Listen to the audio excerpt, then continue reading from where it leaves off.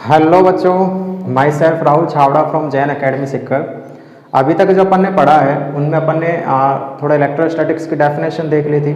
उसके बाद में अपन ने चार्ज जो था उस चार्ज के बारे में देख लिया था, चार्ज क्या होता है उसकी यूनिट्स देख ली थी। उसके बाद में अपन ने देखा था मेथड्स ऑफ चार्जिंग जो है वो क्या क्या होती है, तो मेथड्स ऑफ चार्जिंग अपन ने देख ली थी। नेक्स्ट अपने पास में आता है प्रॉपर्टीज ऑफ चार्ज क्या क्या होती है, कि चार्ज जो है वो कौन कौन सी प्रॉपर्टीज है वो जनरेट कर सकता है, क्या क्या वो करता है, वो सारी चीज़ें अपन को देखनी है। तो ये सारी इसकी प्रॉपर्टीज है। टोटल में आगे अपने पास 7 प्रॉपर्टीज है चार्ज की, जिनकी अपन को 1 बाय 1 स्टडी करनी है। तो सबसे पहले अपने पास में है first one is additivity of charge. Additivity of charge जो है वो क्या चीज़ है उस चीज़ को समझो।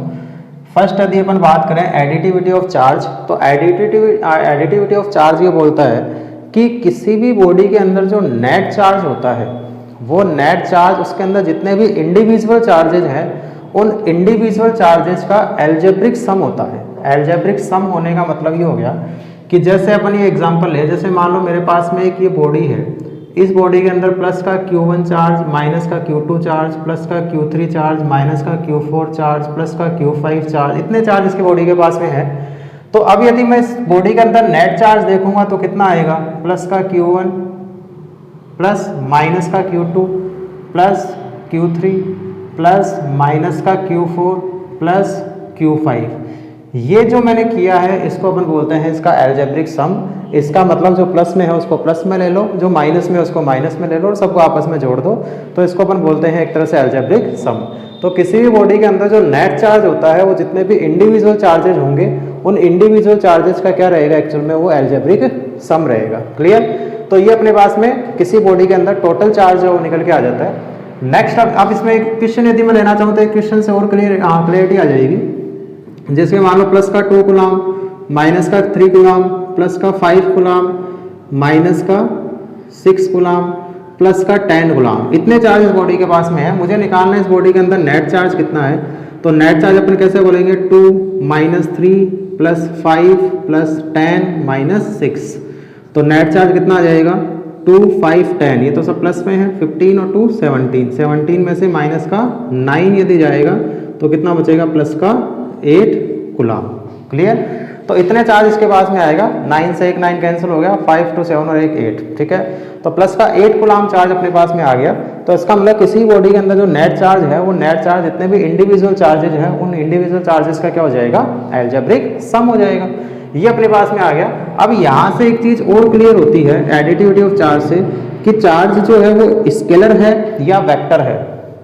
चार्ज कैसी क्वांटिटी है, कैसे पता चले स्केलर है या वेक्टर है।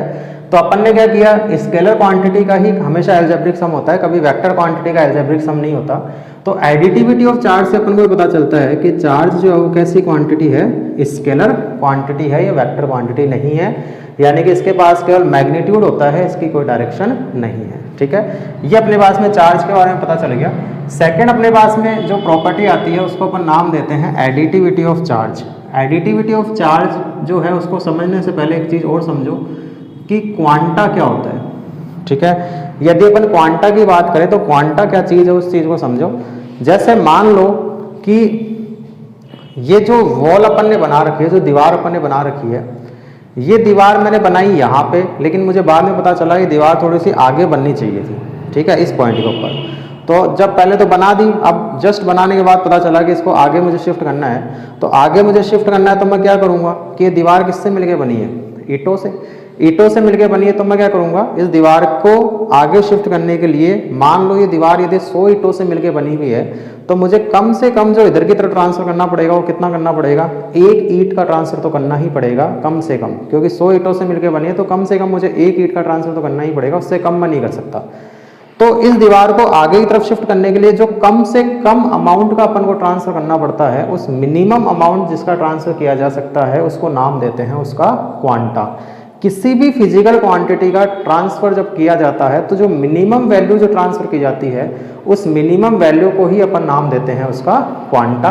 तो अब चार्ज के बारे में यदि अपन बात करें तो कि किसी बॉडी पे यदि चार्ज मुझे लेकर आना है तो किसी बॉडी पे जब चार्ज लाया जाता है तो कम से कम कितना चार्ज लाया जा सकता है।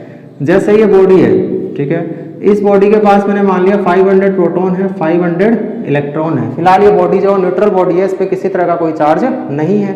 तो जब इस पर किसी भी तरह का कोई चार्ज नहीं है तो तो उस कंडीशन में यदि मुझे इस बॉडी के ऊपर चार्ज लेकर आना है तो चार्ज लाने के लिए मैं कम से कम क्या कर सकता हूँ, इस पे कम से कम अपन को एक इलेक्ट्रॉन जो है या तो बाहर निकालना पड़ेगा या कम से कम मुझे एक इलेक्ट्रॉन इसको देना पड़ेगा। तो एक इलेक्ट्रॉन बाहर निकालो या एक इलेक्ट्रॉन दो, इसका मतलब कुल मिला के कम से कम कितना ट्रांसफर किया जा सकता है, कम से कम अपन 1 इलेक्ट्रॉन का ट्रांसफर कर सकते हैं। तो इसका मतलब चार्ज का जो क्वांटा हुआ वो कितना हो गया, 1 इलेक्ट्रॉन के चार्ज के इक्वल हो गया। और 1 इलेक्ट्रॉन पे चार्ज कितना होता है, 1.6 इंटू 10⁻19 कूलाम। इसका मतलब चार्ज का जो क्वांटा हुआ वो हुआ 1.6 इंटू 10⁻19 कूलाम। कम से कम इतना चार्ज जो है वो तो ट्रांसफर होगा ही होगा, इससे कम चार्ज वो ट्रांसफर नहीं किया जा सकता। ऐसा नहीं हो सकता कि मैं इस बॉडी से इलेक्ट्रॉन को निकाल रहा हूँ तो आधा इलेक्ट्रॉन तो बाहर निकल गया और आधा अंदर रह गया, ऐसा नहीं हो सकता। कम से कम एक इलेक्ट्रॉन तो बाहर निकलेगा ही निकलेगा। तो कम से कम एक इलेक्ट्रॉन बाहर निकलेगा तो कम से कम इतना चार्ज तो आएगा ही आएगा। इसका मतलब यदि मान लो एक इलेक्ट्रॉन बाहर निकला तो इतना आया, 2 इलेक्ट्रॉन बाहर निकलेंगे तो इसका डबल चार्ज आ जाएगा, 3 बाहर निकलेंगे तो इसका 3 टाइम्स आ जाएगा, 4 इलेक्ट्रॉन्स बाहर निकलेंगे तो 4 टाइम्स आ जाएगा। तो टोटल यदि n इलेक्ट्रॉन्स बाहर निकलते हैं तो चार्ज कितना आ जाता है, n। ठीक है, n तो नंबर ऑफ ट्रांसफर्ड इलेक्ट्रॉन है और e जो है वो चार्ज ऑफ इलेक्ट्रॉन है जिसको अपन को प्लस में लेके चलना है। और यहाँ पे अपने प्लस माइनस का सिंबल और लगाया है। वो प्लस माइनस का सिंबल क्या बताता है, यदि चार्ज इलेक्ट्रॉन बाहर निकलते हैं तो बॉडी पर पॉजिटिव चार्ज आता है तो फॉर्मूला काम में लेंगे Q = प्लस Ne। और यदि इलेक्ट्रॉन बॉडी लेती है तो नेगेटिव चार्ज आता है तो फॉर्मूला काम में आएगा Q = माइनस Ne। क्लियर। तो ये अपने पास में फॉर्मूला निकल के आता है क्वांटाइजेशन ऑफ चार्ज से। तो क्वांटाइजेशन ऑफ चार्ज भी क्या बोलता है कि चार्ज जो है वो कभी भी डिस्क्रीट मैनर में ही ट्रांसफर होता है, कभी भी कंटिन्यूस मैनर में ट्रांसफर नहीं होता है। डिस्क्रीट मैनर का मतलब ये हो गया कि एक इलेक्ट्रॉन बाहर निकल गया फिर दूसरा हो सकता है निकले ही ना, या दूसरा इलेक्ट्रॉन 1 सेकंड के बाद बाहर निकला फिर तीसरा इलेक्ट्रॉन मान लो 5 सेकंड बाद बाहर निकला, यानी कि कोई कंटिन्यूस ट्रांसफर नहीं हो रहा। तो चार्ज का भी जो ट्रांसफर होता है वो डिस्क्रीट मैनर में होता है, कंटिन्यूस मैनर में नहीं होता है। इसी को अपन बोलते हैं लॉ ऑफ क्वांटाइजेशन या क्वांटाइजेशन ऑफ चार्ज। और जो मिनिमम चार्ज का ट्रांसफर किया जा सकता है वो कितना होता है, 1 इलेक्ट्रॉन के चार्ज के इक्वल, यानी कि चार्ज का जो क्वांटा होता है वो किसके इक्वल होता है, 1 इलेक्ट्रॉन के चार्ज के इक्वल। तो फॉर्मूला जो अपने पास में आता है वो फॉर्मूला अपने पास ही आ जाएगा Q = प्लस माइनस Ne। ठीक है, ये अपने पास में क्वांटाइजेशन ऑफ चार्ज का फॉर्मूला निकल के आता है। अब इसमें n की जो वैल्यू होती है वो n की वैल्यू अपन ये बोल रहे हैं कि वो हो सकती है 1 2 3 4 इस तरह से, यानी कि कभी पॉइंट्स में नहीं आएगी। तो इस पे क्वेश्चंस बहुत सारे आते हैं कि पूछा जाता है कि ये चार्ज पॉसिबल है या नहीं है, चार्ज पॉसिबल है या नहीं है। तो n की वैल्यू निकाल के देख लो, यदि n की वैल्यू इंटीजर्स में आ रही है तो पॉसिबल है, और n की वैल्यू यदि पॉइंट्स में आ जाती है तो इसका मतलब वो चार्ज पॉसिबल नहीं होगा। क्लियर। तो ये अपने पास में क्वांटाइजेशन ऑफ चार्ज की डेफिनेशन ऑफ यूनिट्स निकल के आती है और अपने इसका मतलब देख लिया। नेक्स्ट अपने पास में आता है conservation of charge. Clear. Conservation of charge भी जो है वो एक तरह का, जैसे अपन energy of charge, law of conservation of energy पढ़ते हैं, वैसे law of conservation of charge भी आता है। कंजर्वेशन ऑफ एनर्जी अपन ये बोलते हैं energy can not be created, can not be destroyed, it can be transferred from one body to another body. ऐसे ही सेम एनर्जी की जगह एनर्जी को रिप्लेस करो और चार्ज लगा दो, कैसे हो जाएगा, charge can not be create, can not be destroyed, it can be transfer from one body to another body, that is called law of conservation of charge. कि चार्ज को ना तो बनाया जा सकता है ना उसको डिस्ट्रॉय किया जा सकता है, वो केवल एक बॉडी से दूसरी बॉडी में ट्रांसफर किया जा सकता है, उसको अपन बोलते हैं कंजर्वेशन ऑफ चार्ज। जैसे ऐसा नहीं हो सकता कि मैंने किसी एटम से एक इलेक्ट्रॉन को बाहर निकाल लिया, उसको गोली मारी, वो मर गया ऐसा कभी नहीं हो सकता। तो चार्ज को कभी डिस्ट्रॉय नहीं किया जा सकता, ऐसा नहीं उसको गाड़ दिया और ज़मीन के अंदर वो खत्म हो गया हो। चार्ज जो है वो केवल ट्रांसफर हो सकता है, इलेक्ट्रॉन एक बॉडी से दूसरी बॉडी में घूम सकते हैं इधर उधर, लेकिन कभी डिस्ट्रॉय नहीं होते हैं। इसी को अपन बोलते हैं conservation of charge. That charge can not be create, can not be transfer, can not be destroy, it can be transfer from one body to another body. एक तो डेफिनेशन इसकी ये है। दूसरी डेफिनेशन क्या है, the whole charge of the system is constant. ठीक है, रिमेन कॉन्स्टेंट, कि पूरे सिस्टम का जो टोटल चार्ज होगा हमेशा कांस्टेंट रहेगा, पूरे यूनिवर्स का जो टोटल चार्ज होगा हमेशा कांस्टेंट रहेगा। जैसे अपन ने फ्रिक्शन में पढ़ा था कि जब मैंने इन दोनों बॉडी को रब किया था तो इस पे जितना पॉजिटिव आया था इस पे उतना ही नेगेटिव आया था। ठीक है, और दोनों का मिला के नेट कितना हुआ, 0। ठीक है, तो पूरे सिस्टम का जो चार्ज है वो तो हमेशा कांस्टेंट ही रहेगा। किसी एक बॉडी पे यदि पॉजिटिव आता है तो किसी दूसरी बॉडी पर उतना ही नेगेटिव चार्ज भी डेवलप होता है, यानी कि टोटल चार्ज हमेशा कांस्टेंट रहता है पूरे यूनिवर्स का। टोटल चार्ज वो कभी भी चेंज नहीं होगा। टोटल चार्ज तब भी चेंज हो सकता था जब मैं इसमें से इलेक्ट्रॉन को निकाल देता और उसको कहीं मार देता ले जाके, ठीक है। लेकिन इसमें से यदि इलेक्ट्रॉन निकले थे तो वो किसी दूसरी बॉडी के पास गए भी थे, तो इस पर जितना पॉजिटिव आया था इस पर उतना ही नेगेटिव आया था, तो दोनों का मिला के नेट चार्ज जो हमेशा क्या हुआ, 0 ही हुआ। तो इसको अपन बोलते हैं कंजर्वेशन ऑफ चार्ज। अब इसके बहुत सारे एग्जाम्पल्स हैं, जैसे एक सिंपल सा एग्जाम्पल अपन ये पढ़ते हैं कि NaCl जो है वो टूटता है, केमिस्ट्री का इक्वेशन है Na+ और Cl- के अंदर, यहाँ पर भी नेट चार्ज 0 है और यहाँ पे भी दोनों का मिला के नेट चार्ज कितना है, 0। इस पे जितना पॉजिटिव आया उतना ही इस पे नेगेटिव आया, दोनों का मिला के नेट कितना हो गया, 0 हो गया। तो फर्स्ट इसका एग्जाम्पल है कंजर्वेशन ऑफ चार्ज का। सेकंड यदि अपन इसके एग्जाम्पल की बात करें तो एक इक्वेशन आती है जिसको अपन नाम देते हैं एनिहिलेशन प्रोसेस। एनिहिलेशन प्रोसेस में क्या होता है कि एक इलेक्ट्रॉन और एक पॉजिट्रॉन ये मिलके बना देते हैं दो गामा पार्टिकल। तो यहाँ पर देखें तो इसका जितना चार्ज होगा उतना इस पे पॉजिटिव चार्ज है, जितना उसमें नेगेटिव चार्ज है, दोनों का मिला के नेट कितना है, 0। यहाँ पे भी गामा पार्टिकल की तरह से एनर्जी पार्टिकल्स है, इस पर भी नेट चार्ज कितना है, 0। तो इस प्रोसेस को नाम देते हैं एनिहिलेशन प्रोसेस। ये भी एक तरह से कंजर्वेशन ऑफ चार्ज का एग्जाम्पल है। एनिहिलेशन का जो उल्टी प्रोसेस होती है उसको नाम देते हैं पेयर प्रोडक्शन। ये भी कंजर्वेशन ऑफ चार्ज का ही एग्जाम्पल है। इसमें क्या होगा, इसके अंदर दो गामा पार्टिकल जो है वो टूट जाएंगे, एक इलेक्ट्रॉन और एक पॉजिट्रॉन के अंदर। तो यहाँ पर भी नेट चार्ज 0 और यहाँ पर भी नेट चार्ज 0। तो इसका मतलब इस प्रोसेस को अपन नाम देते हैं पेयर प्रोडक्शन। ये सब क्या है, कंजर्वेशन ऑफ चार्ज का एग्जांपल है। और इसके एग्जांपल्स आते हैं बहुत सारे कि जैसे मान लो एक मैंने एबोनाइट की रॉड ले ली और एक सिल्क क्लॉथ ले लिया, दोनों का आपस में रब कर दिया, ठीक है। तो उस कंडीशन में इस रॉड के ऊपर यदि पॉजिटिव चार्ज आता है तो सिल्क क्लॉथ पे उतना ही नेगेटिव चार्ज आता है, दोनों का मिला के नेट चार्ज जो फिर से 0 हो जाएगा, ठीक है। तो इसको अपन नाम देते हैं एक तरह से कंजर्वेशन ऑफ चार्ज। नेक्स्ट अपने पास में आता है लाइक चार्ज और अनलाइक चार्जेस। तो ये तो सिंपल सा एक पॉइंट है, अपन वैसे पढ़ चुके हैं इसके बारे में पहले भी। फोर्थ जो इसकी प्रॉपर्टी है वो सिंपल सी प्रॉपर्टी है कि पॉजिटिव चार्ज के बीच में जो फोर्स लगता है वो कैसा होता है, रिपल्सिव। नेगेटिव चार्ज के बीच में जो फोर्स लगता है वो कैसा होता है, रिपल्सिव। पॉजिटिव और नेगेटिव चार्ज के बीच में जो फोर्स लगता है वो कैसा लगता है, अट्रैक्टिव। कि सेम नेचर के चार्जेस के बीच में रिपल्सिव फोर्स लगता है, यानी कि लाइक चार्जेस के बीच में रिपल्सिव फोर्स लगता है, और अपोजिट नेचर यानी कि अनलाइक चार्जेस के बीच में हमेशा अट्रैक्शन फोर्स लगता है। ह्यूमन बीइंग की तरह इनके अंदर किसी भी तरह का कोई एक्सेप्शन नहीं होता है। ये एकदम रियल चीज़ें हैं। ह्यूमन बीइंग में एक्सेप्शंस हो सकते हैं लेकिन यहाँ पे कोई एक्सेप्शन नहीं है। पॉजिटिव हमेशा रिपेल ही करेंगे, नेगेटिव हमेशा रिपेल ही करेंगे, पॉजिटिव हमेशा अट्रैक्ट ही करेंगे। तो इसको अपन नाम देते हैं एक तरह से लाइक चार्ज और अनलाइक चार्जेस के बारे में। नेक्स्ट अपने पास में जो इसकी प्रॉपर्टी आती है मोशन ऑफ चार्ज। तो मोशन ऑफ चार्ज को समझो क्या चीज़ है। नेक्स्ट अपने पास में आता है मोशन ऑफ चार्ज। तो मोशन ऑफ चार्ज में क्या होगा कि चार्ज जो है, जैसे मान लो मेरे पास में ये बॉडी है, ठीक है। इस बॉडी पर यदि 5 कूलम्ब चार्ज है तो बॉडी रेस्ट में है तो भी 5 ही है, और बॉडी चलने लग गई तो भी 5 ही है, ठीक है। उसके मैग्नीट्यूड पे किसी भी तरह का कोई फर्क नहीं पड़ेगा।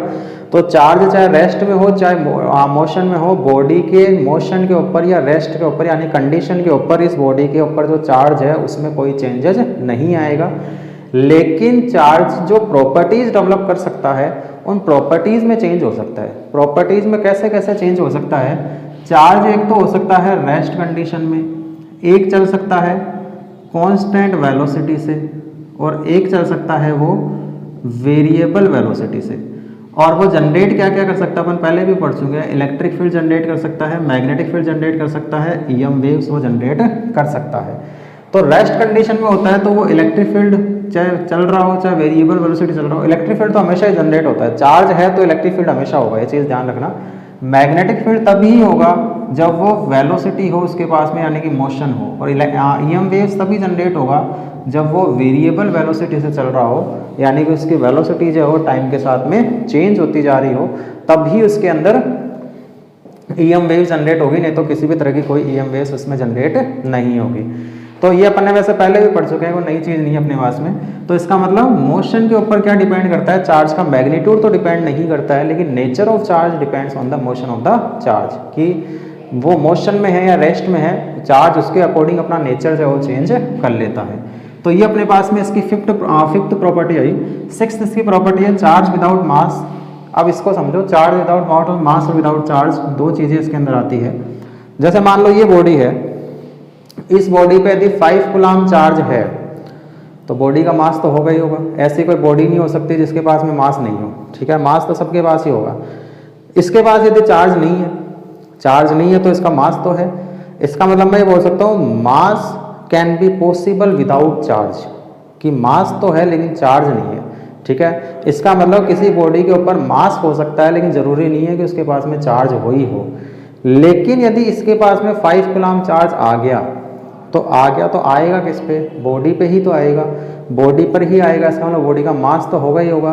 फिर इसके ऊपर चार्ज आया है तो इसका मतलब चार्ज विदाउट मास पॉसिबल नहीं है, लेकिन मास विदाउट चार्ज वो पॉसिबल है। कि ऐसा नहीं हो सकता कि चार्ज है लेकिन मास ही नहीं हो, ऐसा तो हो ही नहीं सकता कि अरे चार्ज आएगा तो किसी बॉडी पर ही तो आएगा। अब बॉडी है तो मास तो होगा ही होगा, तो इसका मतलब मास है तो चार्ज हो भी सकता है और नहीं भी हो सकता, लेकिन यदि चार्ज है तो मास होगा ही होगा। तो इसलिए अपन बोलते हैं कि charge without mass can not be possible, but mass without charge वो पॉसिबल रहेगा, ठीक है। बॉडी पे मास हो सकता है, मास तो होगा ही होगा किसी बॉडी का, लेकिन चार्ज हो भी सकता और नहीं भी हो सकता। लेकिन यदि चार्ज है तो मास तो है ही, मास तो हमेशा रहेगा, चार्ज हो भी सकता और नहीं भी हो सकता, बस ये चीज़ ध्यान रखो। तो चार्ज हो भी सकता और नहीं भी हो सकता, इसका मतलब ये हो गया कि मास विदाउट चार्ज पॉसिबल है, बट चार्ज विदाउट मास जो पॉसिबल नहीं होगा। नेक्स्ट अपने पास में आता है इफेक्ट ऑन मास और and charge of motion of body, ठीक है। तो वही चीज़ इसमें निकल के आ जाती है। यदि मैं लास्ट इसकी प्रॉपर्टी की बात करूं, नंबर 7 प्रॉपर्टी जो है इसकी, वो नंबर 7 प्रॉपर्टी क्या बोलती है कि वो यदि मोशन में ऑब्जेक्ट आ जाता है तो आप अभी अपन ने देखा कि चार्ज का मैग्नीट्यूड तो चेंज नहीं होता। यदि ऑब्जेक्ट के पास वेलोसिटी आ जाती है तो चार्ज का मैग्नीट्यूड कभी चेंज नहीं होता, लेकिन क्या बॉडी का मास चेंज हो जाता है? यदि जैसे मान लो इसका मास अभी 50 ग्राम है, यदि ये मोशन में आ गई तो क्या इसका मास चेंज हो जाएगा? हाँ, बिल्कुल मास चेंज हो जाएगा। अपने पास एक फॉर्मूला होता है, मूविंग कंडीशन में यदि मास m है तो उसका मास का फॉर्मूला ये बनता है m0 रूट में 1 माइनस v² अपॉन c², ठीक है। जहाँ पे m0 जो है वो m0 तो होता है बॉडी का रेस्ट मास। रेस्ट मास का मतलब जब वो रुकी भी है उस टाइम पे उसका जो मास होगा वो तो इसका m0 हो जाएगा। c जो होता है उसको अपन बोलते हैं वेलोसिटी ऑफ या स्पीड ऑफ लाइट। इसकी वैल्यू होती है 3 × 10⁸ मीटर पर सेकेंड। और v जो है वो अपने पास में आता है वेलोसिटी ऑफ ऑब्जेक्ट। जिस भी ऑब्जेक्ट की अपन बात कर रहे हैं वो उसकी वेलोसिटी। और m जो है वो m तो अपन ने देख लिया कि m इसका मूविंग कंडीशन में मास होता है। तो यदि वेलोसिटी बढ़ती है तो मास चेंज होगा, ठीक है। लेकिन यदि वेलोसिटी बढ़ती है तो चार्ज पे कोई इफेक्ट नहीं आता। इस बॉडी का मास यदि 50 ग्राम है और इस पे 5 कूलम यदि चार्ज है तो यदि रेस्ट में तो भी 5 कूलम ही है और चलने लग गई तो भी 5 कूलम ही है। इसके चार्ज के ऊपर कोई फर्क नहीं पड़ेगा, लेकिन उसका मास चेंज हो जाएगा। जैसे अब मास बढ़ेगा या कम होगा, इसको समझने के लिए अपन एक सिंपल सा एग्जांपल ले लेते हैं कि किसी बॉडी का मास जो है वो मैंने मान लिया 100 किलोग्राम है, ठीक है, ये मैंने मान लिया। और उसकी वेलोसिटी जो है, अब देखो कितना बढ़ेगा ये पता चल जाएगा। उसकी वेलोसिटी मैंने मान ली कितनी है, c/2 है। ये अपन ने मान लिया कि उसकी वेलोसिटी c/2 हो गई, यानी कि स्पीड ऑफ लाइट जो है उसकी हाफ वेलोसिटी से ऑब्जेक्ट चलने लग गया। तो उसका रेस्ट कंडीशन में मास था 100 किलोग्राम और वेलोसिटी उसकी हो गई c/2। तो इसका मूविंग कंडीशन में मास कितना हो जाएगा वो अपन देखेंगे। तो m0 का फॉर्मूला, m0 की वैल्यू तो हो गई 100 और रूट में 1 माइनस v² करेंगे तो कितना हो जाएगा, c²/4। भी c/2 का स्क्वायर करेंगे तो c²/4 और नीचे क्या है c²। इसको आगे सोल्व करो, 1 c² से c² कैंसिल, 1/4। 1 माइनस 1/4 कितना होता है, 3/4। तो अपने पास ये आ जाएगा 100 अपॉन रूट में 3/4। रूट का 4 ऊपर आएगा और रूट से बाहर निकलेगा तो 2। तो m = कितना हो जाएगा, 2 से मल्टीप्लाई होकर कितना हो जाएगा, 200 अपॉन रूट 3। 200 अपॉन रूट 3 को यदि मैं अप्रोक्सीमेशन में लेना चाहूँ, रूट 3 की वैल्यू होती है 1.7। तो ये 100 से तो ज़्यादा आएगा, चीज़ तो दिख रही है, समझ में आ रही है चीज़ भी। 2000 अपॉन 17 हो जाएगा। तो ये 120 टाइम गया, फिर बचेगा 100। तो ये आ जाएगा अप्रोक्सीमेटली, यदि अपन बात करें 2000/17 कितना हो जाएगा एक तरह से। यदि अपन बात करें 2000/17 तो 1 और 3 0 1 और वापस से बचा 130 का मतलब हो गया अप्रोक्सीमेटली 117 के अराउंड यदि मैं बात करूँ तो अप्रोक्सीमेटली इसका आंसर जो आएगा 117 किलोग्राम आएगा। अब कुछ कैलकुलेशन में हो सकता है कुछ गलती हो, तो अप्रोक्सीमेटली इसका मास जो है कुल मिला के अपन को पता क्या चला, मास बढ़ गया, मास इंक्रीज हो गया। इसका मतलब पहले इसका मास 100 किलोग्राम था और वेलोसिटी यदि c/2 हो गई तो उसका मास कितना हो गया, इंक्रीज हो गया। तो कुल मिला के यदि ऑब्जेक्ट की स्पीड बढ़ती है तो उसका मास जो है वो भी क्या हो जाता है, इंक्रीज हो जाता है। ये चीज़ अपन को समझ में आती है। तो फिर अब अपने दिमाग में एक चीज़ ये आती होगी कि अपन भागते हैं तो अपना भी तो मास बढ़ना चाहिए भी। जैसे ये मान लो मास में ही होता और मैं c/2 स्पीड से भागने लग जाता तो मेरा मास बढ़ जाता। तो मैं भागता हूँ, कोई गाड़ी भागती है, गाड़ी तो चलती है 50 किलोमीटर 60 किलोमीटर पर आवर से, तो क्या फिर उसकी स्पीड जो है बढ़ने से क्या उसका मास बढ़ जाता है? बिल्कुल उसका मास बढ़ता है, लेकिन वो मास बहुत कम बढ़ता है क्योंकि ये तो c/2 स्पीड तो बहुत ज़्यादा है। 3 × 10⁸ मीटर पर सेकेंड का हाफ यानी कि 1.8 × 10⁸ मीटर पर से 1.5 × 10⁸ मीटर पर सेकेंड। ये तो स्पीड बहुत ज़्यादा है अभी। अपनी स्पीड कितनी हो सकती है मीटर पर सेकंड में देखें तो 10 मीटर 20 मीटर 30 मीटर पर सेकंड, तो उसका स्क्वायर करोगे नीचे c² लगाओगे तो ये तो वैसे ही नेग्लिजिबल है, v²/c² नेग्लिजिबल है, तो m की वैल्यू ऑलमोस्ट m0 के इक्वल आएगी। तो कुल मिला के अपना थोड़ा सा मास बढ़ता है लेकिन वो अपन को फील नहीं होता, ठीक है, क्योंकि बहुत कम वैल्यूज में बढ़ता है, क्योंकि अपनी वेलोसिटी को ज़्यादा इतनी वेलोसिटी तो अपनी हो ही नहीं सकती। इतनी वेलोसिटी होती है तब जाके मास 17 किलोग्राम इसका इंक्रीज हुआ, 17% से इंक्रीज हुआ है। तो अपनी तो वेलोसिटी बहुत कम होती है, तो वेलोसिटी जब बहुत कम होती है सी के कंपैरिजन में तो इस वैल्यू को ऑलमोस्ट नेग्लिजिबल मान लिया जाता है और मास को अपन क्या मानते हैं, रेस्ट मास के ऑलमोस्ट इक्वल माना जाता है। तो ये अपने पास में आता है कि effect on mass and charge of motion of body. तो चार्ज के मैग्नीट्यूड के ऊपर जो है वो मोशन का इफेक्ट नहीं आता है, लेकिन मास के मैग्नीट्यूड जो है वो चेंज हो जाता है यदि ऑब्जेक्ट जो मोशन में आ जाता है। तो ये अपने पास में कुछ प्रॉपर्टीज ऑफ चार्ज जो है वो निकल के आती है। अब इसमें क्वेश्चंस क्या क्या बनते हैं वो चीज़ मैं बता देता हूँ। क्वेश्चंस क्या क्या बनेंगे वो चीज़ समझना। फर्स्ट क्वेश्चन तो ये है, चार्ज स्केलर क्वांटिटी है, वेक्टर क्वांटिटी है, तो अपन को सीधा सीधा बताना है चार्ज स्केलर क्वांटिटी है। दूसरा कि इतने चार्ज यदि है तो फिर नेट चार्ज कितना निकल के आएगा, तो नेट चार्ज कितना आ जाएगा, जितने भी चार्जेज हैं उन सबका क्या करना है अपन को, एल्जेब्रिक सम करना है, ठीक है। ये तो एडिटिविटी ऑफ चार्ज से निकल के आता है। क्वांटाइजेशन ऑफ चार्ज में अभी फॉर्मूला क्वेश्चन बताता हूँ क्या क्या आएंगे इसमें। कंजर्वेशन ऑफ चार्ज में एनिहिलेशन, पेयर प्रोडक्शन, दो इक्वेशंस है जो याद रखनी है, ठीक है, डेफिनेशन इसकी याद रखनी है। इसके अंदर तो कोई क्वेश्चन है नहीं। इसके अंदर बात करेंगे तो ये क्वेश्चन आए हुए हैं कि चार्ज यदि कांस्टेंट वेलोसिटी से चल रहा है या चल रहा है तो उसके पास में कौन कौन से फील्ड है, तो उसके पास में फील्ड कौन कौन से हैं, इलेक्ट्रिक फील्ड और मैग्नेटिक फील्ड, ठीक है। नेक्स्ट अपने पास में था चार्ज विदाउट मास पॉसिबल नहीं है, बट मास विदाउट चार्ज वो पॉसिबल है। नेक्स्ट अपने पास में था कि मोशन यदि ऑब्जेक्ट का होता है तो चार्ज के मैग्नीट्यूड पे कोई इफेक्ट नहीं आता, लेकिन मास का मैग्नीट्यूड जो है वो चेंज हो जाता है। तो ये अपने पास में कुछ क्वेश्चंस है जो इसमें से आते हैं, हालांकि कोई खास टॉपिक नहीं है। अब देखो नेक्स्ट अपन इसमें देख रहे हैं जो क्वांटाइजेशन ऑफ चार्ज अपन ने पढ़ा था, उस क्वांटाइजेशन ऑफ चार्ज के ऊपर मैं कुछ क्वेश्चंस करवा देता हूँ, उससे और क्लियरिटी आ जाएगी।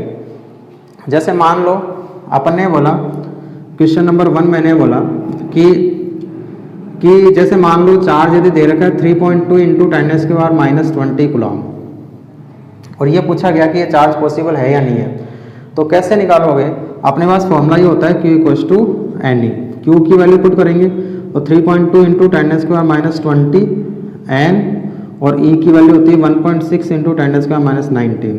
क्लियर, 1.6 और 3.2 ये तो 2 टाइम कैंसिल और -19 -20 से कैंसिल तो माइनस का 1 बचेगा, तो ये बचेगा 2 × 10⁻⁻1 यानी कि N, और N की वैल्यू कितनी आई 0.2। N की वैल्यू यदि पॉइंट्स में आती है तो आपने देखा था वो चार्ज पॉसिबल नहीं होता है, इसका मतलब ये वाला चार्ज जो पॉसिबल नहीं है। ऐसे ही जैसे मान लो अपन से पूछा जाए कि मैंने एक क्वेश्चन यदि याद हो तो मैंने बोला था कि कूलम अपने आप में बहुत बड़ी यूनिट है, तो अब देखो यहाँ से पता चलेगा कि कूलम में बड़ी यूनिट क्यों होती है। तो जैसे अपन से पूछा जाए कि किसी बॉडी पे यदि 1 कूलम चार्ज मुझे लेकर आना है, जैसे ये बॉडी थी, ठीक है, इसके पास कितने प्रोटॉन थे कितने इलेक्ट्रॉन थे अपन को पता नहीं है, मुझे इस पे 1 कूलम चार्ज लेकर आना है। यदि मैं इस पे 1 कूलम चार्ज लेकर आऊँगा तो मुझे कितने इलेक्ट्रॉन्स बाहर निकालने पड़ेंगे, ये अपन को पता करना है। तो मैंने मान लिया कि इसमें से मैंने n इलेक्ट्रॉन जब बाहर निकाले तो इस पे 1 कूलम चार्ज आया, ठीक है। तो फॉर्मूला अपने पास ये था Q = NE, चार्ज कितना आया 1 कूलम, n इलेक्ट्रॉन्स बाहर निकाले और 1 इलेक्ट्रॉन का चार्ज होता है 1.6 × 10⁻⁹। तो मुझे पता लगाना है कि कितने इलेक्ट्रॉन्स बाहर निकलेंगे तो 1 कूलम्ब चार्ज आएगा। तो यहाँ से जब n की वैल्यू निकाली जाएगी तो 1/1.6 इंटू 10⁻⁻19 आएगा। इसको जब आपके सोल्व करेंगे तो ये आएगा 6.25 इंटू 10⁻18 इलेक्ट्रॉन्स। इतने इलेक्ट्रॉन्स यदि मैं बाहर निकालूंगा इस बॉडी से 6.25 इंटू 10⁻18 इलेक्ट्रॉन्स यदि मैं यहाँ से बाहर निकालूंगा तब जाके इस बॉडी के ऊपर जो है वो 1 कूलम्ब चार्ज आएगा। ये इलेक्ट्रॉन कम है कि ज़्यादा है भाई? ये इलेक्ट्रॉन बहुत ज़्यादा है, मिलियंस अरबों खरबों के अंदर चले गए। तो इसका मतलब 1 कूलम्ब चार्ज लाने के लिए मुझे इस बॉडी से अरबों खरबों इलेक्ट्रॉन्स बाहर निकलेंगे तब जाके इसके ऊपर 1 कूलम्ब चार्ज आएगा।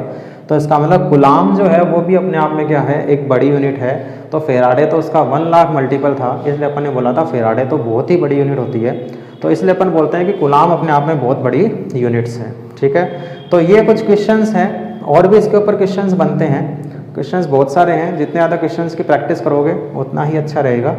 और जैसे मान लो यदि और क्वेश्चंस करवाना चाहे तो और क्वेश्चंस क्या क्या है इसके ऊपर वो चीज़ समझना।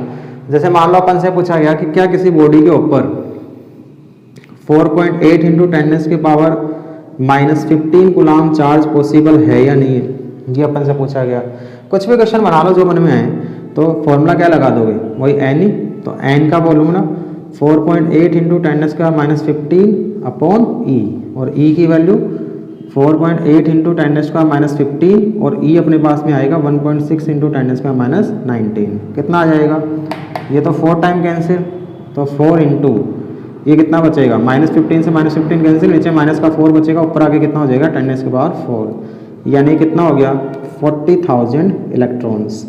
यदि 40,000 इलेक्ट्रॉन्स किसी बॉडी से बाहर निकलेंगे तो इसके ऊपर इतना चार्ज आएगा। तो ये 40,000 इंटीजर ही आ रहा है, इंटीजर आ रहा है, इसका मतलब ये चार्ज पॉसिबल रहेगा। ठीक है, तो ये अपने पास में कुछ प्रॉपर्टीज ऑफ चार्ज निकल के आती है। 1 बाई 1 अपने सारी प्रॉपर्टीज देख ली, कोई खास चीज़ नहीं है, कुछ चीज़ें याद रखने वाली है, कुछ समझने वाली है, तो याद भी रखना है। क्वेश्चंस मैंने बता दिया इसके ऊपर कैसे क्वेश्चंस आते हैं। अब जैसे एक क्वेश्चन जो है मैं दे देता हूँ, उसको सोल्व करने की कोशिश करना। कि जैसे अपन से पूछ लिया जाए, क्वेश्चन आता है ये कि 180 ग्राम H2O यदि मेरे पास में है, ठीक है, फिर कल इसको सोल्व करेंगे। 180 ग्राम H2O के अंदर कितने तो नंबर ऑफ प्रोटॉन्स हैं, कितने नंबर ऑफ इलेक्ट्रॉन्स हैं, कितने नंबर ऑफ न्यूट्रॉन्स हैं। ठीक है, ये अपन से पूछा गया कि नंबर ऑफ प्रोटॉन कितने हैं, नंबर ऑफ इलेक्ट्रॉन कितने हैं, नंबर ऑफ न्यूट्रॉन्स कितने हैं, ये अपन से पूछा गया है। क्वेश्चन है अपने पास में ये कि 180 ग्राम H2 यदि मेरे पास में है तो इसके अंदर कितने नंबर ऑफ प्रोटॉन होंगे। जैसे एक गिलास मैंने ले लिया, उसमें 180 ग्राम H2 उसके अंदर डाल दिया, तो 180 ग्राम H2 जब मैंने उसमें पानी भर दिया तो उसमें कितने प्रोटॉन्स है, कितने इलेक्ट्रॉन्स है, कितने न्यूट्रॉन्स है, ये चीज़ अपन को इसमें फाइंड आउट करनी है। ठीक है, तो इस क्वेश्चन को कल डिस्कस करेंगे, कोशिश करना है इस क्वेश्चन को सॉल्व करने की। बाकी मज़े करते रहो और कुछ नहीं है।